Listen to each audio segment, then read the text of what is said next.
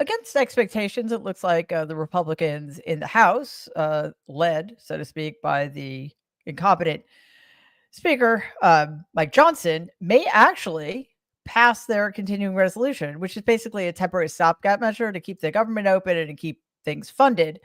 Um, but it's quite a feat. I mean, obviously, Republicans did not need Democrats for this because they have a very, very slim majority, and it wasn't looking good there for a while, but they may actually indeed pull it off. So it's going to go to the Senate. And now the Democrats in the Senate have less than 2 days to get their acts together and do everything they can to block the Republicans from passing this continuing resolution. Why? Even though it keeps the budget going and prevents a shutdown of the government? Well, for obvious reasons. The Democrats are completely out of power across all three branches of government. This is the last chance they have. This is the only leverage they have. And they need to use it. They need to keep the Republicans from continuing to destroy essentially our government. They have to say, well, look, if you want our help keeping it open and keeping these funded, here are our conditions. Get rid of Elon Musk. Put a straitjacket and a muzzle on the madman in the Oval Office. There are many other things that they need to be asking for, like cut out the fascism, for example. But those two, getting rid of Elon Musk and cordoning off Donald Trump from our government, should be the first two things they ask for. As of now, at least 19 Democratic senators currently have announced no position on the upcoming vote. I personally would have thought it was a no-brainer, but then again, I'm not a Democrat in the Senate. If only 7 defect to vote with Republicans, well, that means that the continuing resolution would pass without any conditions whatsoever. And that would be it. That would mean that there are no depredations, no transgressions that the Democratic Party, previously the only one of our two major political parties that believed in democracy, will not tolerate. So, senators, I'm sure you're listening. Before you head into that vote, do me a favor. Reread the Constitution of the United States of America. See, I'm giving you some credit there. Remember your oath to it. And then, please, look in the goddamn mirror. Let's dive in.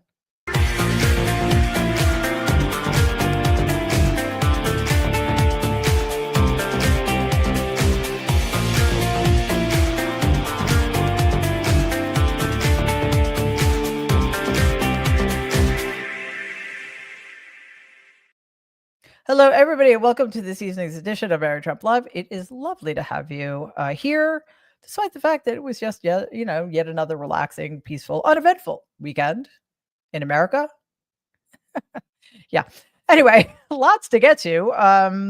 Let's start here. Ontario Premier Doug Ford announced at a press conference that starting Monday, he will implement a 25% surcharge on electricity imports to three of our states, I should say.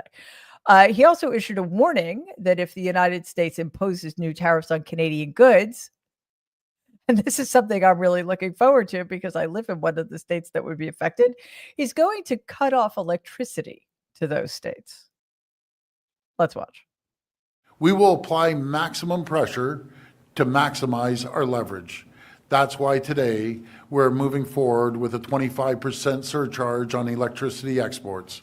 For the 1.5 million American homes and businesses that Ontario powers, homes and businesses in Minnesota, Michigan, and New York. This surcharge will cost families and businesses in these states up to $400,000 each and every single day. On an average, this will add around $100 per month to the bills of hardworking Americans. Let me be clear, I will not hesitate to increase this charge. If necessary, if the United States escalates, I will not hesitate to shut the electricity off completely. Believe me when I say I do not want to do this. I feel terrible for the American people because it's not the American people who started this trade war. It's one person who's responsible. That's President Trump. Well, let me start by saying good for you, Premier Ford. I take no pleasure in this either. However, what do we expect? This was an unprovoked, I should say this is an unprovoked unilateral trade war against our neighbor and closest ally for no reason other than the fact that Donald Trump doesn't know what the hell he is doing. I take a bit of issue with the fact that Premier Ford says that this is entirely down to Donald. I mean, yes, you could make that argument, but I also like to think about all of the people who have enabled this cretin along the way, all of the people who have overlooked his innumerable deficiencies and inadequacies, his cruelty, his sadism, his severe psychiatric disorders, and just his sheer incompetence and lack of qualification. The list is way too long. It's almost as long as everything that is wrong with Donald Trump. China's retaliatory tariffs are effective Monday, are set to hurt American farmers by increasing the cost of U.S. grown crops for their largest market. In response to Donald Trump's on Chinese goods, China imposed levies of 15% on chicken, wheat, and corn, and 10% on soybeans, pork, beef, and fruit. You know, the stuff that comprises most of Americans' diets. As prices rise, Chinese consumers may turn to cheaper alternatives from local or other international sources, causing U.S. farmers to lose market share. And remember, the farmers of this country are one of the very, very few constituents that Republicans claim to care about. And once again, they're getting thrown under the bus. Watch this report.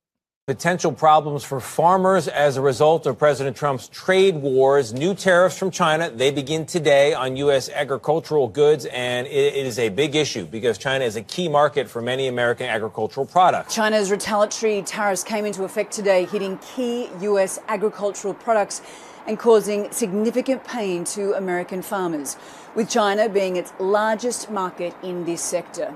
Well, the tariffs include 15% on US chicken, wheat and corn, and 10% on products like soybeans, pork, beef and fruit. Well, this is in response to the now 20% blanket tariffs President Trump placed on all Chinese goods. Well, 25 US companies have also been targeted in these retaliatory tariffs from either doing business in China or buying their products. Well, Michael Pettis says until the global trade imbalances are addressed, this trade war will only escalate. Well, okay, what is the best way to restore balance? By the way, I think things were fairly balanced before. I don't think an escalating trade war is the way to go about it because things are just going to keep getting more expensive, less affordable, and our former allies and adversaries, at least those upon whom we're imposing tariffs, will retaliate, as we're seeing. In fact, Sweden is launching a boycott of U.S. goods in response to U.S. policy changes, including halting support for Ukraine and threatening to impose tariffs on Europe. Several boycott movements have sprung up. I mean, we've seen this be very, very effective in Canada, where they are literally removing American goods, especially alcohol produced in red states, from the shelves. In Sweden, Facebook groups urging a boycott of U.S. products has quickly gained popularity. The groups are encouraging people to stop purchasing products from major U.S. brands such as Tesla, McDonald's, Coca-Cola, Nike, and Levi's, as well as such services as Netflix, Google, and Airbnb. In Germany, and in a poll taken on March 7th, a new Infratest DIMAP poll found that only 1 in 6 Germans considers the U.S. a trustworthy ally. That's less than 20%. Okay.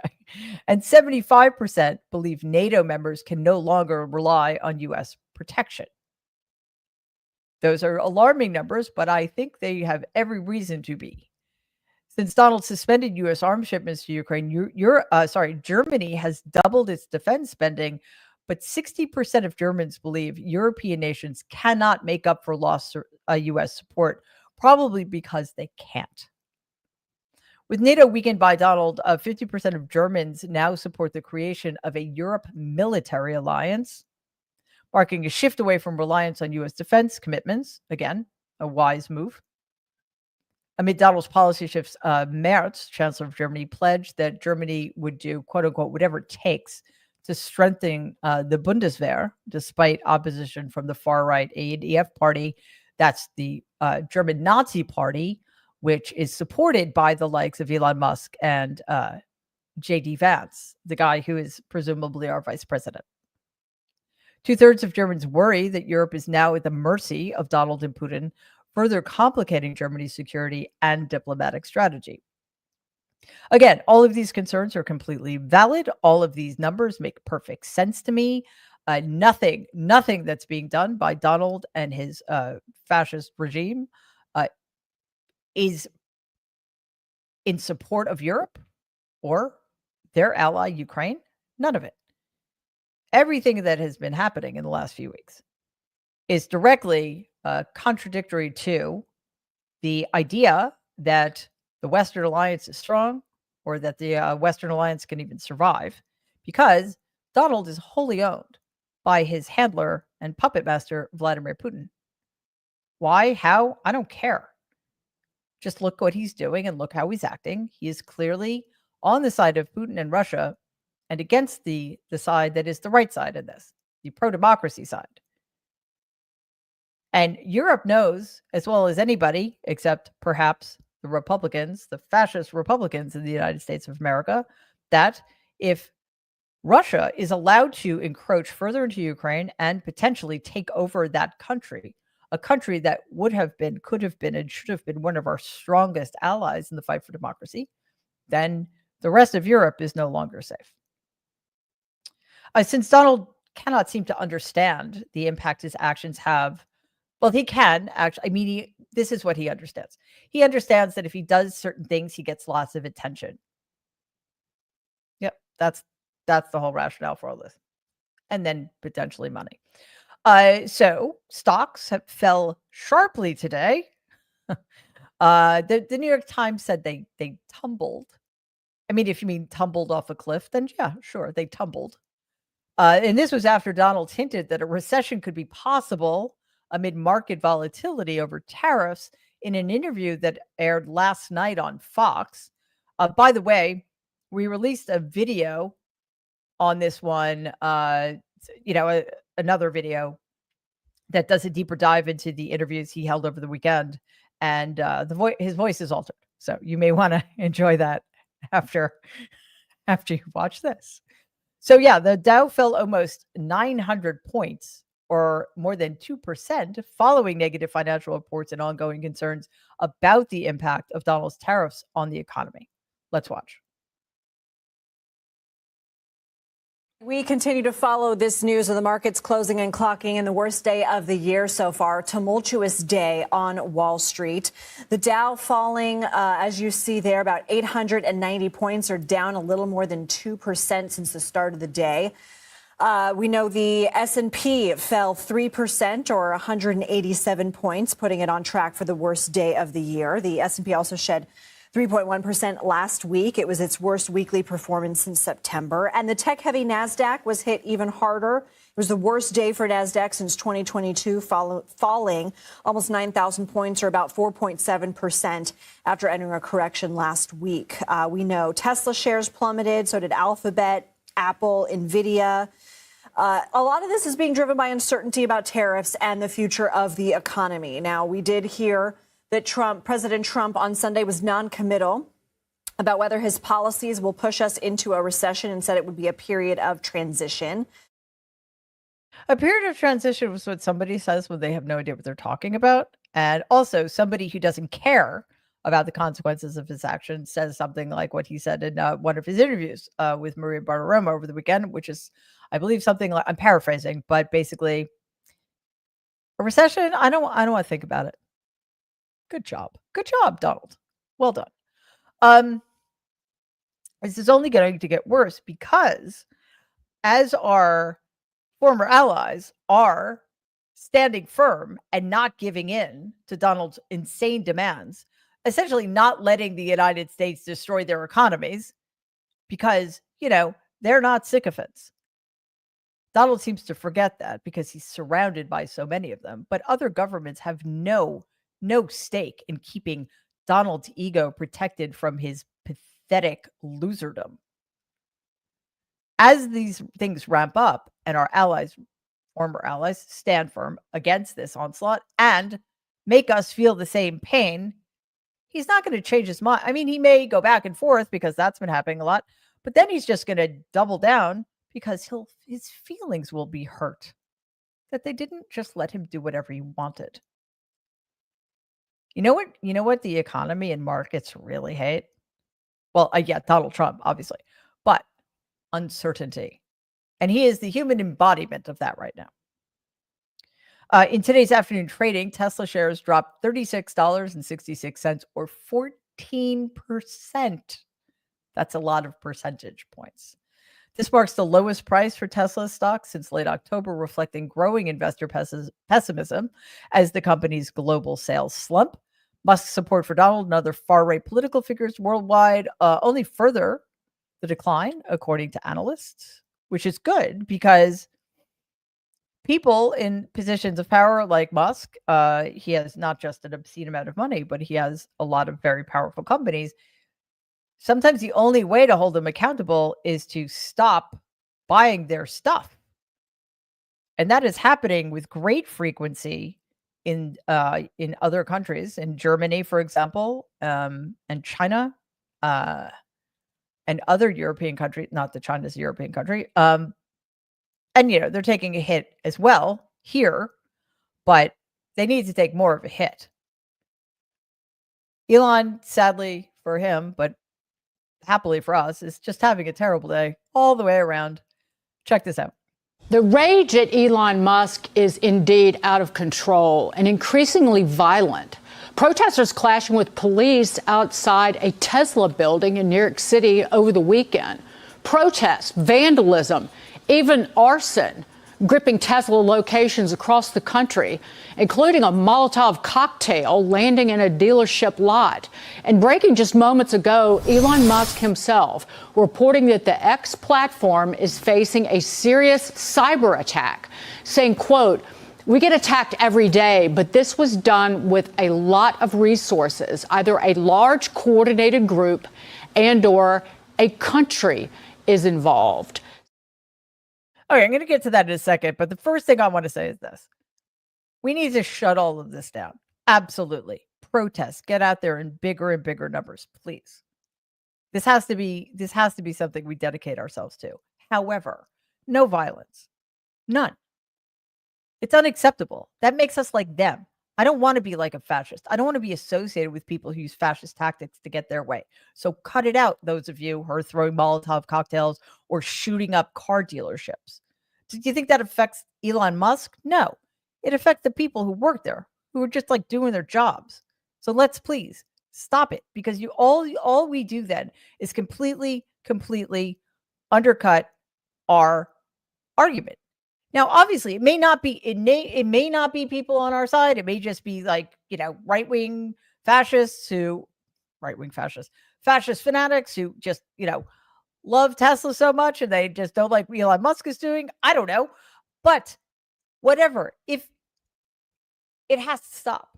And if if anybody on our side engages in such behavior, that is just not the way to go. Of course, again, we don't know, but just flagging that for you, because it's kind of like being a climate catastrophe protester and throwing crude oil on a priceless work of Italian Renaissance art. You're not helping your argument. Nobody's going to listen to you anymore. So yeah, after Twitter glitched out today, as you heard, as you saw that clip, he posted a tweet in which he said, "Ooh, it could be a country." And in a video I made earlier, I said, I can't wait to see which country he's going to blame. Well, this is what he had to say during an interview today. Play the clip. There was a Not much, apparently. There was a cyber attack on X today, which shut it down and may have been foreign sourced. Yes. It's a big story. You want to give us a moment on that? Well, we're not sure exactly what happened, but there was a massive cyber attack to try to bring down the X system. with IP addresses originating in the Ukraine area. Oh, blaming Ukraine, are we? You disgrace to humanity. What a brutal, insipid baby you are. I mean, Ukraine, yes, it's somewhere in Ukraine. Wonder if he's going to use that as pretext to, I don't know, deny Ukraine access to Starlink so they can't communicate with soldiers on the front, or they can't monitor Russia's positions on the field? Perhaps, because we can't put anything past him any more than we can put anything past Donald Trump. If you believe in karma, well, Musk is feeling some of it. His losses recently have been underscored in the latest Bloomberg Billionaires Index report. That like gives me the creeps that such a thing exists, but here we are. Along with some other, tech bro billionaires of the Trump regime. According to the report, billionaires who attended Donald's inauguration have collectively lost $210 billion since he took office on January 20th. The S&P 500 has dropped nearly 7%, driven by market volatility linked to Donald's economic policies, including mass federal layoffs and tariff uncertainty. So here are some key losses by billionaires. Jeff Bezos has lost $31 billion, and Amazon stock has declined 15% since January 17th. And the company is facing increasing regulatory pressure. Sergey Brin has lost $23 billion. He is part of Alphabet, or in charge of Alphabet. That's Google's parent company. Shares fell 7% after missing revenue estimates. Google executives are lobbying at the DOJ to ease antitrust pressure. Yeah, well, I guess you're just going to have to pay up, aren't you? Mark Zuckerberg has lost $8 billion. Meta stock initially surged 19% post-election, but has lost all gains. Magnificent 7 index is down 21% since December. Bernard Arnault lost $5 billion. LVMH stock surged post-election, but has since reversed. Potential 10 to 20% tariffs on European luxury goods threaten future profits. And then finally, Elon Musk is the biggest loser in so many ways, but in this particular way as well. He's lost $145 billion. Tesla stock has plummeted, erasing post-election gains. Sales in Germany, as mentioned earlier, fell 70%, and Chinese shipments dropped 49% last month. Okay, well, that's great. But the fact that somebody has enough money that they can lose $145 billion is kind of terrifying, and not exactly one of the major reasons where we are right now. Because Elon Musk's losing $145 billion. He's still worth $300 billion. So I mean, I'm not entirely sure I could survive under those circumstances. I do not know if I could survive by not living the life to which I'd become accustomed by having over $450 billion. But I think I could manage. Maybe he can't. And hopefully we'll find out.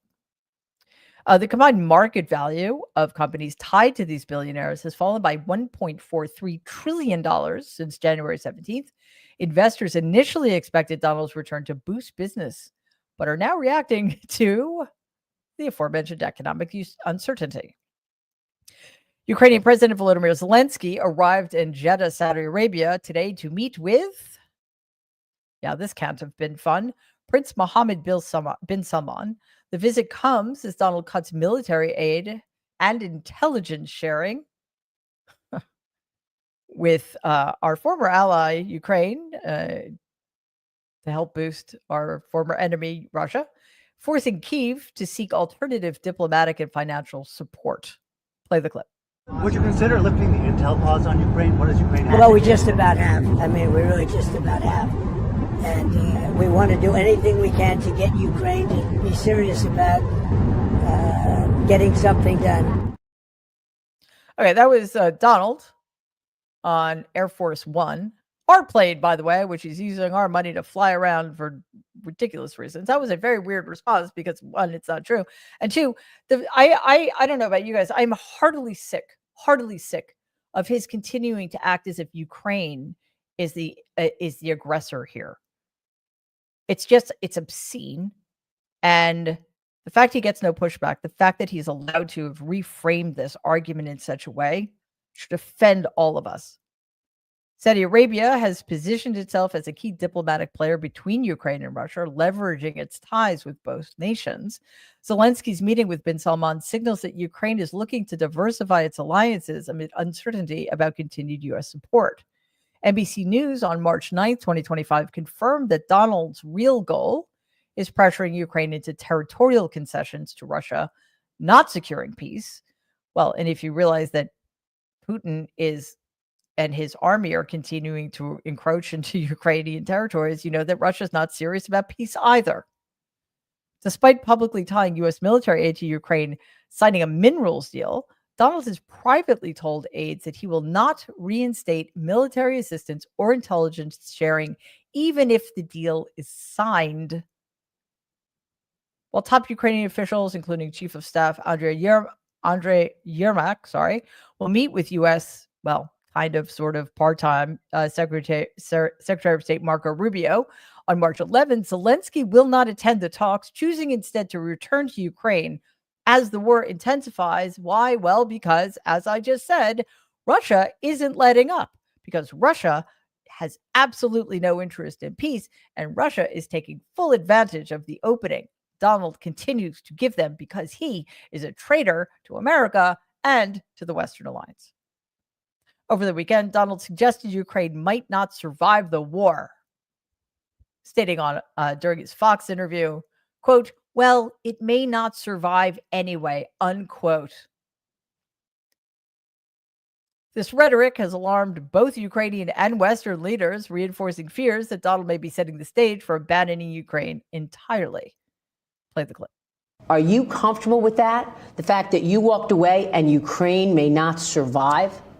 Well, it may not survive anyway, but, we have some weaknesses with Russia. It takes two. Look, it was not going to happen, that war, and it happened. So now we're stuck with this mess. Think of what he stuck me with. Open borders where we have 21 million people came into our country, many of whom should not be here. Many are criminals. Many are criminals. Many murderers, drug dealers, drug lords. We got that. I see. That has so much to do with Ukraine. And you're going to keep blaming Joe Biden because your buddy, Vladimir Putin, took advantage of how you weakened Ukraine during your first administration. Okay, well, Donald can't take responsibility for anything. This is true. This we know. However, anything that happens from now on, anything that happens from January 20th, particularly in terms of our approach towards Ukraine and our allies, former allies, is completely on him. And what he's telling us there is that he doesn't care. Then we have J.D. Vance's cousin, who's come out and publicly called Vance Putin's useful idiot. Nate Vance is a former U.S. Marine who fought in Ukraine and slammed his cousin for abandoning Ukraine, calling the Trump regime's actions dishonest and a betrayal. Despite once being close, Vance ignored Nate's attempt to reach out, leading Nate to declare, quote, "Being your family doesn't mean I'm going to accept your killing my comrades," unquote. Wonder if Nate and I are related. But the pile-on for Vance didn't stop there. Today, he spoke at the National League of Cities Congressional City Conference, that's a very long title, in Washington, D.C., where he tried to explain to the crowd that illegal immigration has raised the price of housing. But not everyone in the crowd seemed to agree, because that's stupid. Let's watch. Massive increase in immigration and a massive increase in housing prices. And we have to be honest about that. Well, I see one of our nice representatives out here wants to actually, I guess, continue to flood the country with illegal immigrants, making your communities and citizens unaffordable. I can tell you that, yes, of course, you're going to disagree with some of our policies. That's okay. Come and tell us when you disagree with our policies, and we'll have a conversation about it. Maybe don't shout it in front of 2,000 people. I can't even hear what you're saying, sir. But is anybody else completely exhausted by how grotesque these people are? And you know what happens when constituents show up at town halls that Republicans are holding and express their opinions? Town halls get canceled. So there's nobody to talk to. And I like who thought it was a good idea to make this idiot vice president? I mean, the fact that he's an idiot is the least of it. He's a hardcore fascist. And he also is just one of the most hateful, racist people on the planet. And he has no business discussing immigration in any way, shape, or form, because every word that comes out of his mouth about it is a lie. You would have to be deeply, deeply ignorant human being to believe that immigrants coming to this country after traveling thousands of miles with nothing but the clothes on their backs. What do they do? Like buying up all the McMansions in the suburbs? Give me a break. But of course, there are still people who believe this stuff because they just love being afraid. As long as you hate the right people. Well, Washington Mayor Muriel E. Bowser announced the removal of Black Lives Matter Plaza after Representative Andrew Clyde, a Republican from Georgia, introduced legislation threatening to withhold millions of dollars in federal funds to Washington, D.C., unless the plaza was dismantled and renamed. Demolition began today. We are back now with live pictures showing you the work that has already started. Crews have started to remove Black Lives Matter Plaza. And we're showing you live pictures of the jackhammering that's taking place. Crews have to get rid of the cobblestone walkways, the bollards that are there as well. The street will eventually be repaved. Crews will change the plaza back to the 2 lanes of traffic in each direction, but that's going to be done in phases. So the work is expected to go on for the next several weeks, 6 to 8 weeks, in fact, and cost an estimated $600,000. Our Mark Seagraves reported on this. News 4's Adam Tuss is there. He's going to have much more for us this afternoon. But of course, we brought this to your attention last week after Representative Andrew Clyde drew up legislation, in essence, threatening the mayor to paint over the wording or risk losing. All right, I don't know about you guys, but I feel like that's a great use of my taxpayer dollars. That's the least of it. However, I just the petty cruelty of these people, the ways in which quite creative ways they come up with to mess with us, to get in our heads, to demean everything that we think is good in the world. It's quite something. I mean, I can only be impressed. But what I hope someday is that people like that, those petty, disgraceful, traitorous, fascist, tiny, tiny men, I hope they end up in a place where they have no power and no influence and basically nothing. So with the Friday deadline fast approaching, House Speaker Mike Johnson is pushing for a Tuesday vote on a 6-month Republican-crafted stopgap funding bill. That's what I mentioned at the top of the show. Johnson plans to pass the measure with GOP votes only and put pressure on Senate Democrats either to accept it or be blamed for the shutdown. And if the Democrats fall for that, well, then that would be pathetic. Here's some key sticking points. Senate Democrats argue that the bill hands Donald and Elon Musk's Doge team too much power over federal funding, allowing them to redirect money and slash non-defense programs. Senator Patty Murphy's memo warns that the bill creates a slush fund for Donald, potentially cutting money for fentanyl prevention, NIH research, and transit projects in Democratic-leaning states. Yeah, shocker. The bill freezes Washington, D.C.'s budget at 2024 levels, resulting in a $1 billion shortfall for police, firefighters, and teachers. Yeah, back the blue. There's a congressional deadlock. Johnson needs near total GOP support in the House. He can literally afford to lose one vote. And he faces opposition already from Representative Thomas Massie, a Republican from Kentucky, and other fiscal hardliners who, if you can believe it, want more cuts because they are they also are the cruel, petty, tiny men. In the Senate, Rand Paul, Republican of Kentucky, opposes the bill over spending concerns, meaning Republicans need at least 7 Democrats to reach 60% to overcome the filibuster. No Democrats have committed to voting. Actually, I think the update is 2 that I am aware of have committed. Tim Kaine and Bernie Sanders have committed to. Oh, sorry. That's yes. Other way around. No, those 2 actually are doing the right thing. No Democrats, thankfully, have committed to voting yes with the Republicans. But again, as I mentioned, 19 of them are still on the fence. I mean, this would be such an abdication that it's a kind of difficult for me to wrap my head around the fact that 7 Democrats would be so short-sighted and so selfish and so concerned about appeasing the fascist enemy that I have a hard time allowing myself to imagine that such a thing could happen. But, it's this Democratic Party, so we don't really know. Donald posted this on his failing social media company, quote, Democrats will do anything to shut down our government, and we can't let that happen, unquote. Well, let's be clear here. Democrats have no control over anything. They cannot keep the government open. They cannot shut it down. The Republicans have the majority in both houses of Congress.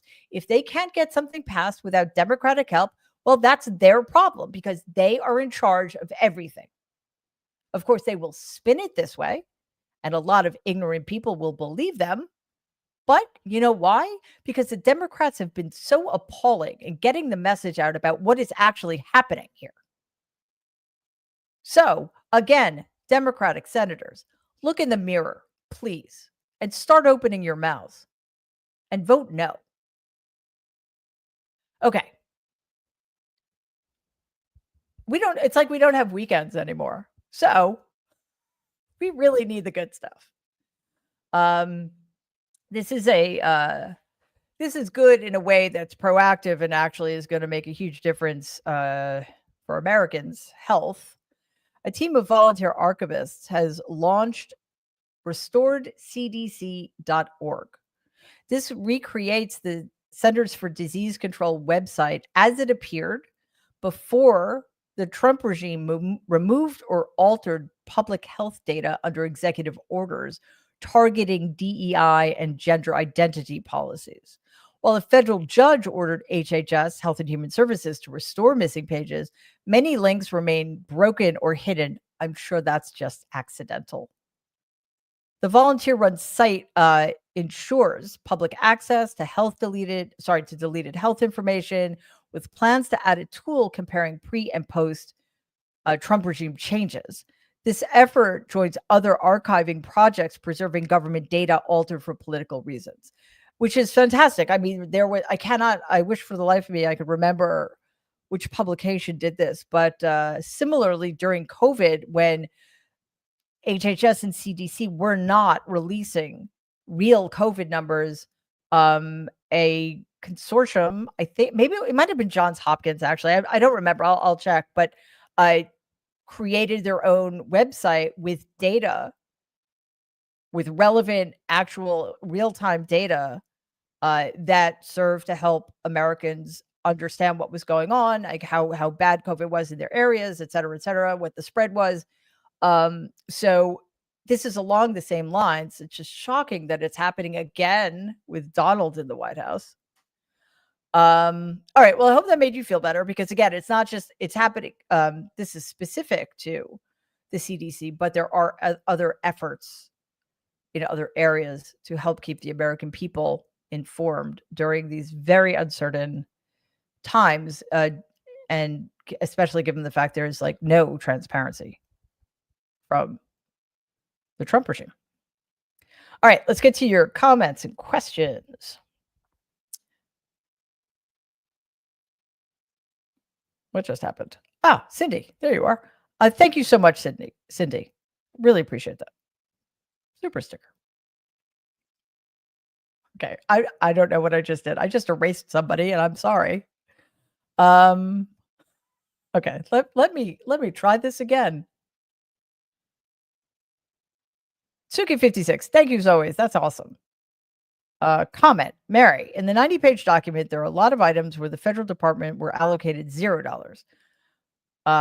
This is about the continuing resolution. I mean, the simplest way to think of it is it's a temporary stopgap measure to keep the budget going and to keep the government open, like to allow us to continue to pay our bills for a temporary amount of time. The continuing resolution gives the departments what they were allocated in the last continuing resolution, just saying, be happy I'm not, LOL. Well, yeah, well, let's not be happy about that. It's actually terrible. They're calling it a clean continuing, the Republicans are calling it a clean continuing resolution, but it's really not at all, because a clean continuing resolution would just be continuing the Biden budget forward. That's not what they're up to. Just me. Thank you so much as always. Love this comment. Love this Canada. In 2000, a protest group, the PEI Pie Brigade, successfully pied then Prime Minister. Helpful mental exercise. Yeah, we can't do that here because I don't trust these people to take it in the spirit in which the pie was thrown. But, if you don't live in a fascist country, go ahead and throw pies at politicians who suck. Neely, super sticker. Thanks so much, Neely. That's great. Valerie, another super sticker. Thank you, Valerie. Fantastic. Suki, again, outdoing yourself tonight. Thank you so much. Comment. Someone tripped over the power cord. Yep. It does not take much to take down Twitter. Well, you say X or Y. I cannot. I have to call it Twitter. Whatever he wants to call it. Well, he wants to call everything X, apparently, including all 17 of his children. I don't know. Maybe he went in and powered down the servers himself, just saying. Oh, and the Doge is pronounced doggy. Yeah, it should be. Except I like dogs, so I'm not so sure I want to associate them with that. But yeah, I mean, what do you expect? When you run in a company as poorly as Musk has run Twitter, or I should say run it into the ground, expect such things to happen frequently. It's shut down 3 times today, just so you know. Elizabeth, super sticker. Thank you so much. That's awesome. Suki, again. Thank you. Comment. Zelensky should not sign anything Donnie needs or wants, something he's stuck him with. Sounds like the brown and black people were let out of the jails and his bathroom. Just like, I don't know what that means. I'm sorry, but I agree with you about Zelensky. Why would he sign it? Basically, the United States of America is offering Ukraine nothing in exchange for stealing all of their natural resources. That, to me, call me crazy, that does not sound like a good idea or a good deal. It's a Donald deal. These are my terms. You have to give me everything I want. End of negotiations. That's how he does it. And then he holds his breath and has a temper tantrum. Dumpster Diving Dragon, thank you so much. Very cool number. Comment. All this insanity is becoming insanier. Mm-hmm. Yes, I think that should be a new word. I approve. Rahaj 1200, thank you so much. Comment. Remember to wear a suit and say thank you, chat. Yeah, guys, come on, step up. If you're not wearing a suit, I am not going to answer your questions. How would I know? Unless you're Elon Musk, and that it's totally okay. If you're at war, it's compulsory to dress sharply. KJ Craft, super sticker, thank you so much. That's excellent of you. Long-haired hippie dragon. Comment. I'm happy to report that Musk lost another $1.2 billion on Tesla since the market closed. That's $14 billion lost just today. Okay, let's celebrate the wins. You know what? Let's put it this way. He's not gonna. That's nothing. That's like, the money you and I have under our couch cushions. Seriously, or when we find like a $20 bill in our jeans pocket in the dryer. But he's heading towards massive humiliation, and that will be fun for us. Like getting kicked off the boards of his companies, stuff like that. So let's look forward to that.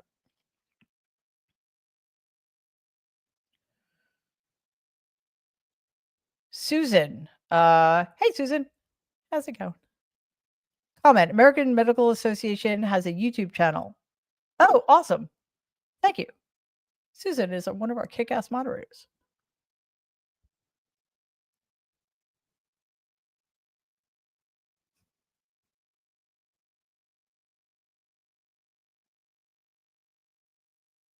Robin, thank you so very much. Comment. Should be interesting to see what happens when Elmo and company touch that third rail of politics, Social Security. Well, it should be. I was kind of hoping we weren't ever going to be here in anybody's lifetime. But yeah, the third rail is about to be touched. Yeah, and that is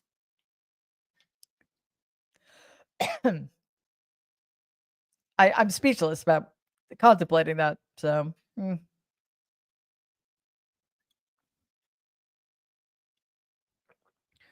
I'm sorry, I don't know if it's VI, or the Roman numeral 6. But anyway, hello. Question. Excuse me. Who are the 7 Democrats vote them out? Hopefully there aren't going to be any, but if there are 7, yes, those people should be run out of town on a rail, let alone not allowed to run for office again. They should just become Republicans at that point.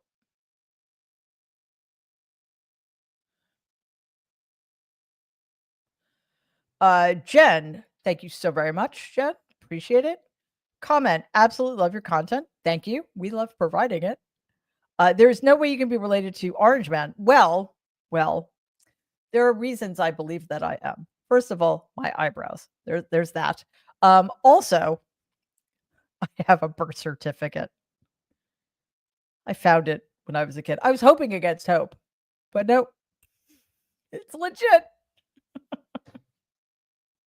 But thank you. You know, genetics, you kind of can't escape them. I mean, in some ways, thankfully you can. But the eyebrows, no, those are inescapable. Stella, thank you very much. It's very generous of you. Oh, Jesus. Oh. Question. Do you think Donald will pardon Derek Chauvin? Wow. See? It's those creative ways to get inside our heads. Well, if somebody asks him to, he will. If, and here's the big if. Does Derek Chauvin like him? If so, then yeah, he would. Also, how much is Derek Chauvin willing to pay? Jesus. Luke, comment. America equals West Russia. Or is it East? I'm not sure. Either way. Yeah. Yes, we have been annexed by Russia. We're not annexing Canada. Russia annexed us. Blanche Fury, comment. 14 days of golf already. Not just 14 days of golf. It's probably more than. I'm shocked it's only 14. Do you know how much it has cost the American taxpayer to fund his golf trips? And I'm guessing this isn't counting like all of the extra money he charges the Secret Service to rent golf carts and stuff or rooms.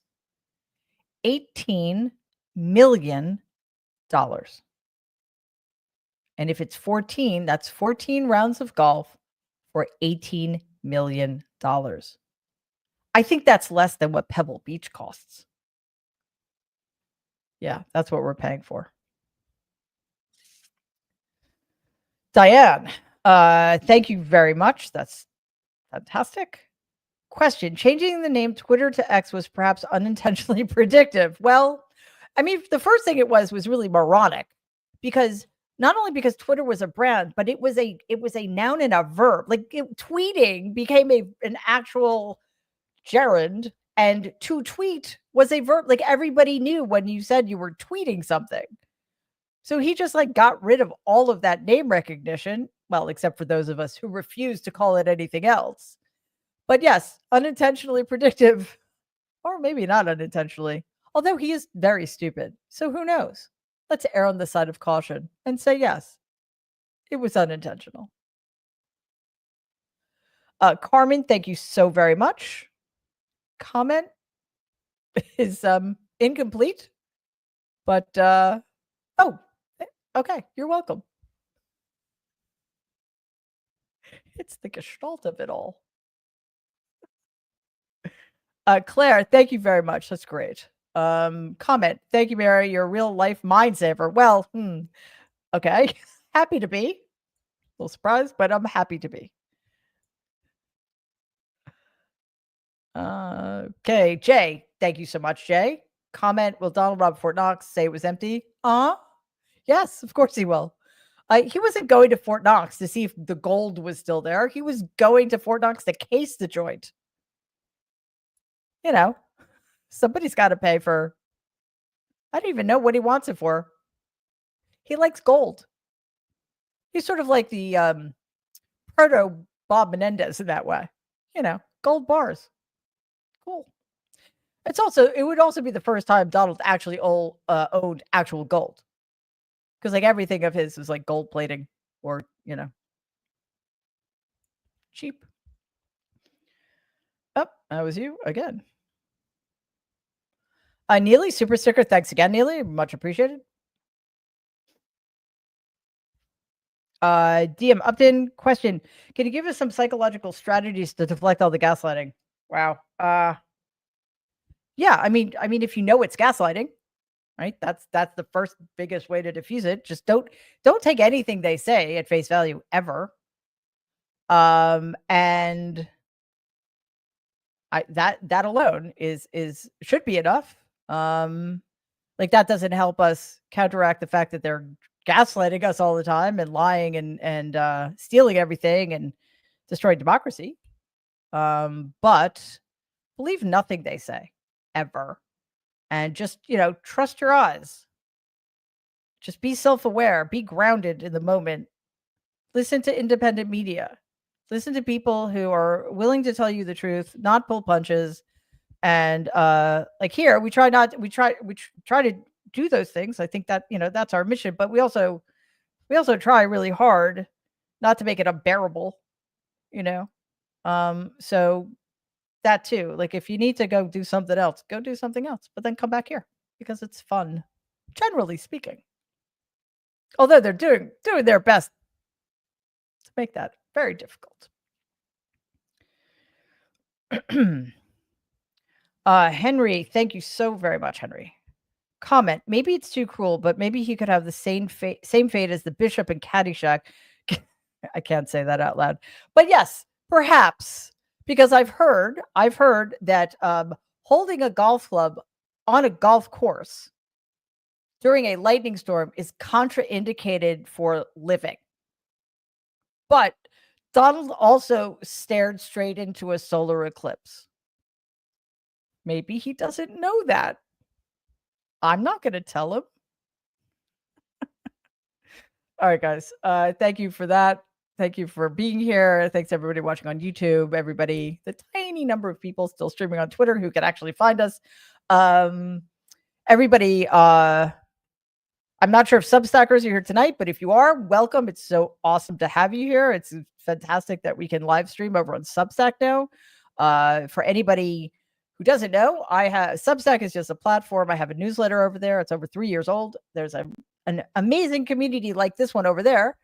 The difference is that like you can comment at length and people can have conversations and the chats, and it's amazing. So please check it out. It's called The Good in Us. That's my Substack, still trying to find it. Now it's here, but it's also over there. It's free to subscribe. So it would be fantastic to have you there. Also, thanks everybody who's listening to the podcast or listening to this in podcast form. Really appreciate that because we're trying to grow our podcast as well. To everybody who comments, thank you. To all of our super stickers, everybody giving gifts. I promise you the money you give us is very, very well spent.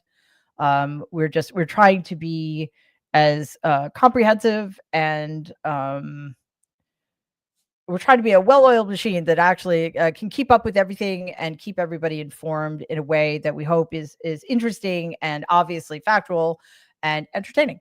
So we appreciate it more than we can say. To our fantastic moderators who keep this community going, we so appreciate that. And of course, to my extraordinary team, without whom I could not be doing this. So thanks, guys. And especially on days like today. Wow. I mean, just the news coming in, it was between the Dow and the tariffs and Ukraine, it was almost impossible to keep up, and they did it anyway. So thank you for that. That does it for us. I think it's Monday. It's hard to know sometimes. Yes, it is. So nerds tomorrow, 12 p.m. Eastern. And Mary Trump Live, of course, every weeknight at 6 p.m. Eastern, Monday through Friday. We've got videos dropping all the time. We're getting to the point where at least 2 steady every day. So please check those out because they definitely give some different perspectives and insight into what we think are the most important stories of the day. So I will see you back here with the nerds, 12 noon Eastern. In the meantime, everybody, please stay safe and be kind.